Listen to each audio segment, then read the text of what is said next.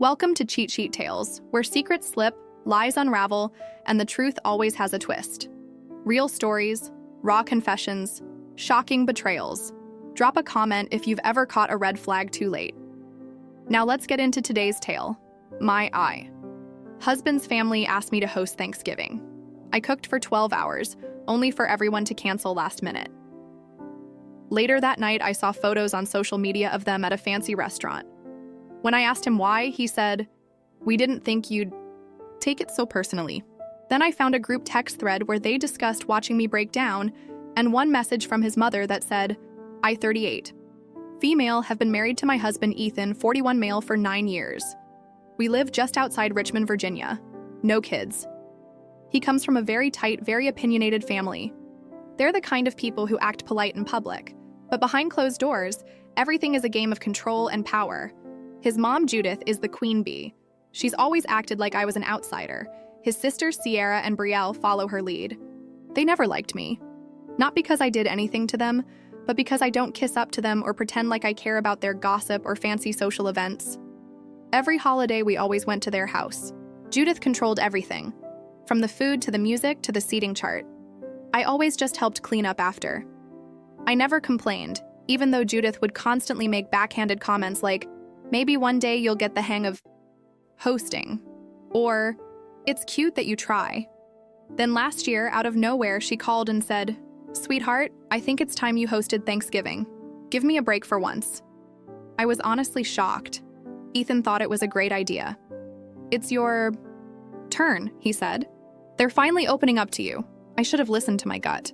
Something felt off, but I wanted to believe maybe things were changing. So I said yes. I spent weeks preparing. I don't mean I just bought a turkey and called it a day. I made a whole damn plan. I deep cleaned our house. I borrowed a folding table and extra chairs from a neighbor. I ordered fancy linen napkins. I wrote the menu out and made place cards with everyone's names. I even bought fall centerpieces and decorative candles. I spent about $320 on groceries and decorations. I didn't ask for anyone to chip in. Ethan helped a little. He ran to the store for me once, but mostly he disappeared to the garage, said he was cleaning tools or some excuse like that. The day before Thanksgiving, I started cooking around 10:30 a.m. I made everything from scratch. I had timers going off constantly. I roasted vegetables, baked 2 pies, made stuffing with sausage and apples, Judith's favorite. I did it all. I barely slept. Thanksgiving Day, I got up at 6 a.m. and went right back to it. I put on a nice dress around noon, fixed my hair, and sent a message in the family group chat. "Everything is ready. Can't wait to see everyone." No response. I figured they were driving, maybe busy. By 2:30, I started to worry. Nothing from anyone. Ethan was sitting on the couch watching football, drinking a beer. I asked him if he'd heard from his mom. He shrugged and said, "Nope, but they're always late." By 3:30, I couldn't sit still.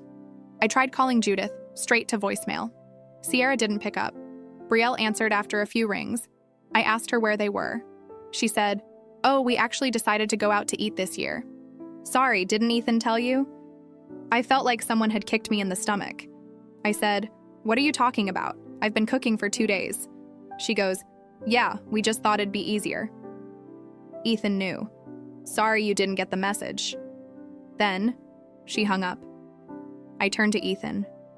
He didn't even look surprised. I told him what Brielle said. He looked at me and said, "I figured they'd let you know.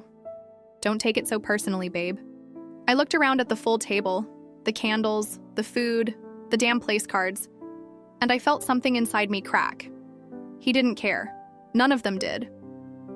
I locked myself in the bedroom and cried for what felt like hours. I felt humiliated, used. I couldn't even eat. Everything made me sick. That night, I couldn't sleep. Around midnight, I went out to the kitchen for water and saw Ethan's iPad sitting on the counter. It was open. The screen lit up when I walked by. A message came through. On a group thread called Family Only, I recognized Judith's name, Sierra, Brielle, and Ethan. I started scrolling, and that's when I saw the truth. This wasn't just a last-minute change. They had planned it, all of them, for 4 days, maybe weeks. Judith had written, "Can't wait to hear about her little dinner party for one." Hope she made my stuffing. Sierra, someone film her when she realizes no one's coming.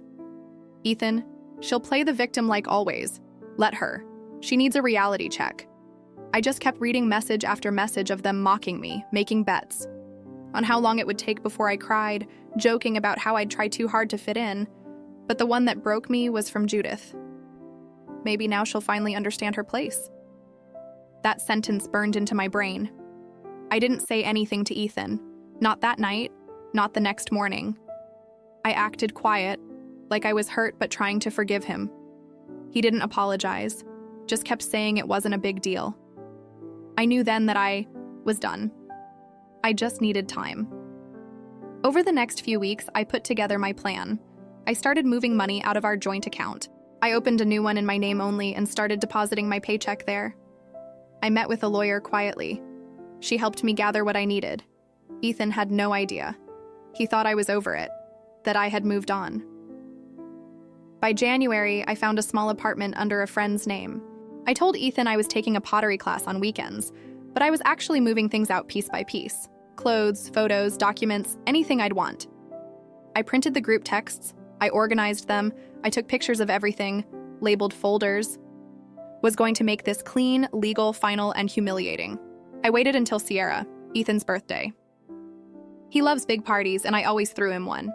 I rented a private room at his favorite bar downtown. Told him it would just be dinner, but when we walked in, boom, big surprise. His family was there. His friends, co-workers, everyone. He had no idea it would be his last party. When the cake came out, I got the mic and said, I just want to say how grateful I am tonight, not just for Ethan, but for the clarity I've gotten over the past few months. He was smiling. I kept going. I used to think marriage meant loyalty, but Dub and his family taught me that sometimes the people closest to you are the ones rooting for you to break. Now everyone was staring. I pulled out the folder of printed texts. These are real screenshots from the family group chat, from Thanksgiving when you all decided to humiliate me. I read a few out loud. Judith stood up and tried to stop me. I ignored her. I looked at Ethan and handed him an envelope, divorce papers. Then, I walked out. After I walked out of the bar that night, I sat in the back of my Uber with the folder in my lap. I didn't cry. I didn't shake. I didn't feel anything, really. Just quiet, like something heavy had been pulled off my chest. Ethan called me 9 times before I even got back to the apartment. I didn't answer. Then the text started, "Where are you? We need to talk. You embarrassed?" Me in front of everyone. This is over the line. Not once did he say he was sorry. By the time I got home, my phone had over 40 notifications. Judith texted too. This isn't how family handles things. You should be ashamed. Grow up. I blocked them all. I didn't go to work the next day. I called in and just sat on my mattress in the new apartment. It wasn't furnished yet, just boxes, a coffee maker, and a lamp, but it was quiet, peaceful. Mine, that evening I got a call from an unknown number. I don't usually answer those, but I picked up. It was Brielle's fiancé, Mark. He said, "Hey, listen, I don't want to get in the middle of everything, but I saw what happened last night, and I read the texts Brielle showed me when she got drunk, and thought it was funny." He paused, then said, "I just want you to know I think what they did to you was disgusting." I thanked him, honestly. Then he added, "I ended things with Brielle this morning. I don't want to be part of that family." I didn't expect that.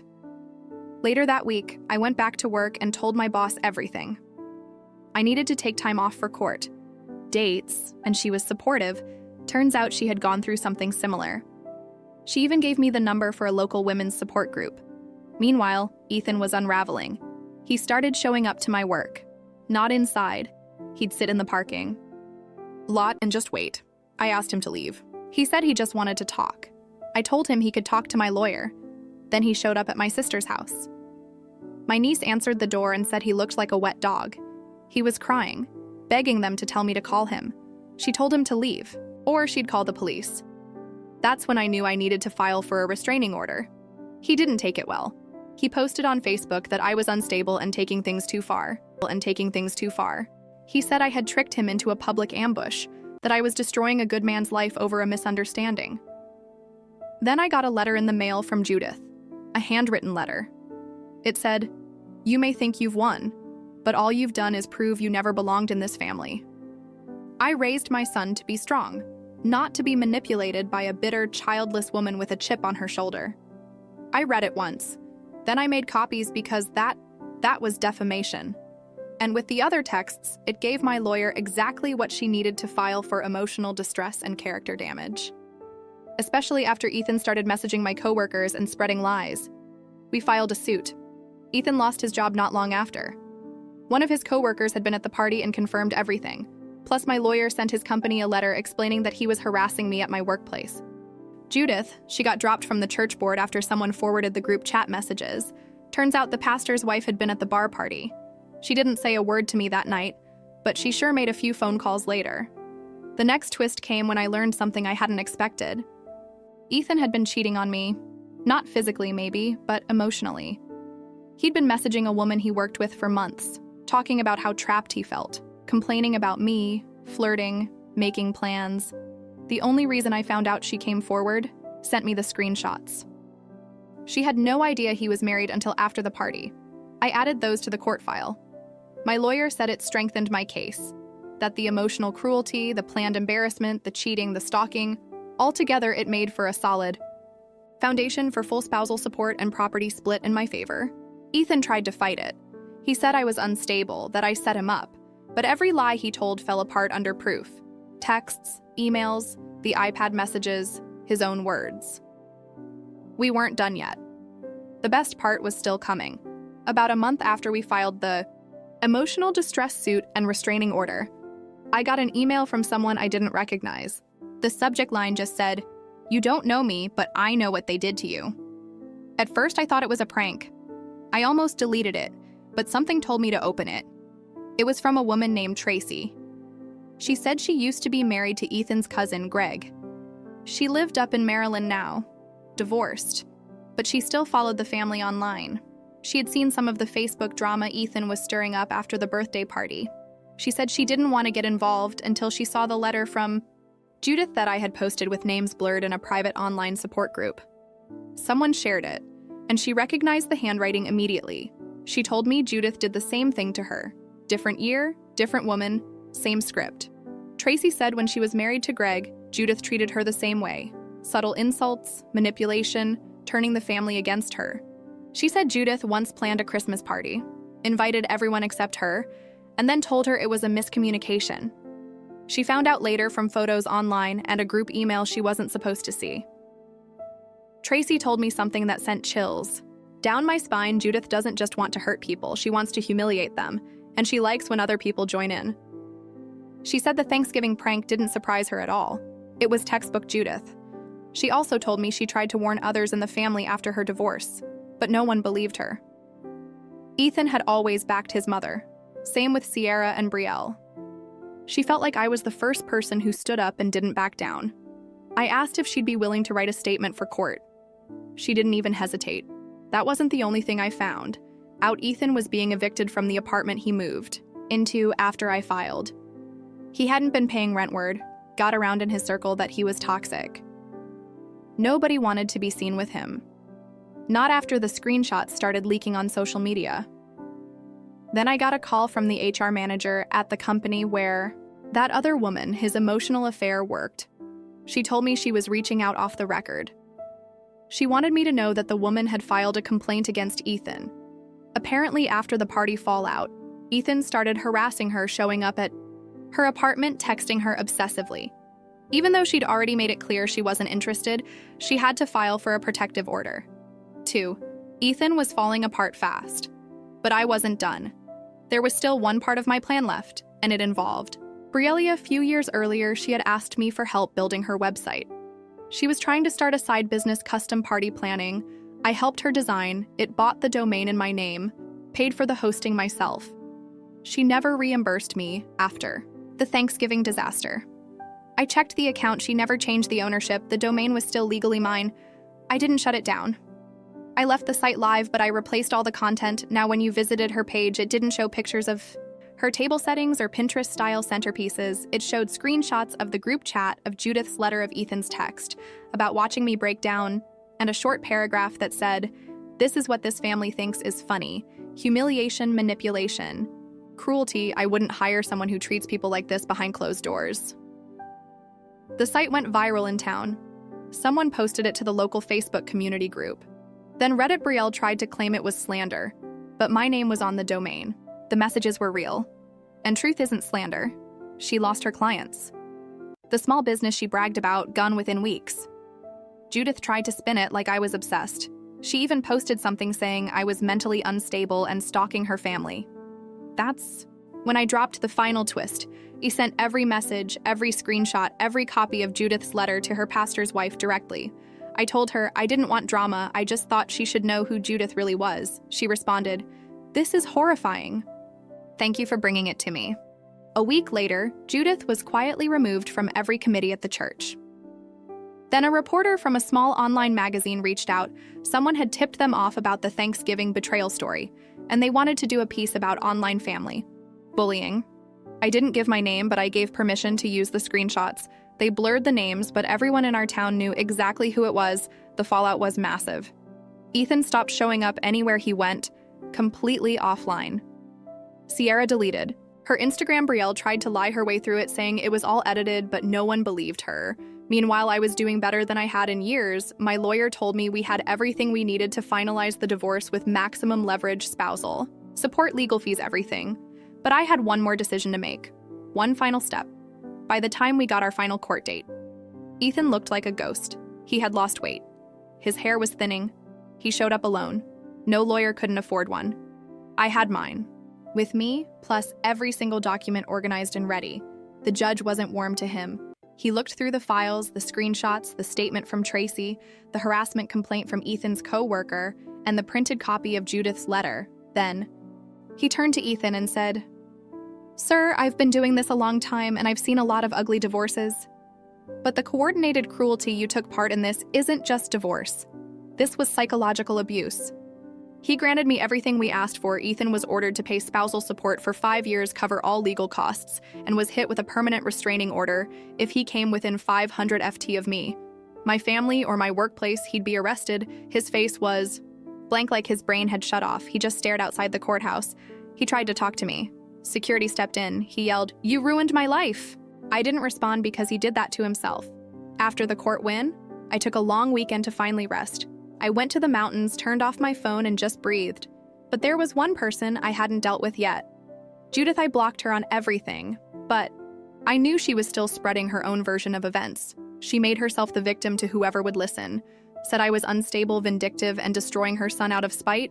I didn't care what her friends thought, but I cared about one thing: ending the cycles. Oh, I sent a letter. Not handwritten type, no emotion, just facts. I addressed it to her directly. "Judith, you built your family on control and lies. You used holidays as weapons.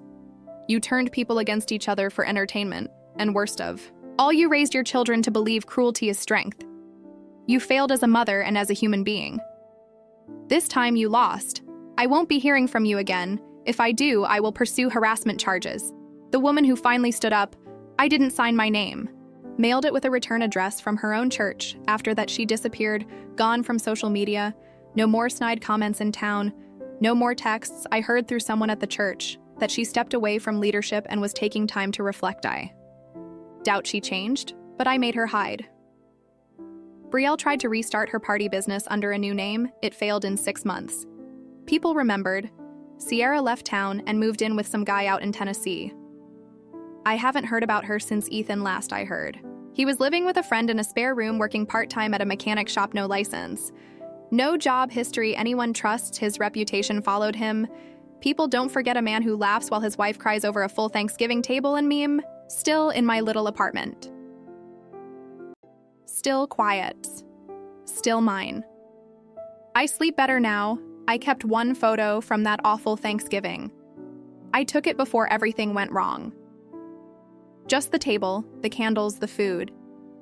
Not to remind me of pain. Remind me that I gave everything and they tried to crush me for it. They didn't win. I did, and I always will. I did, and I always will.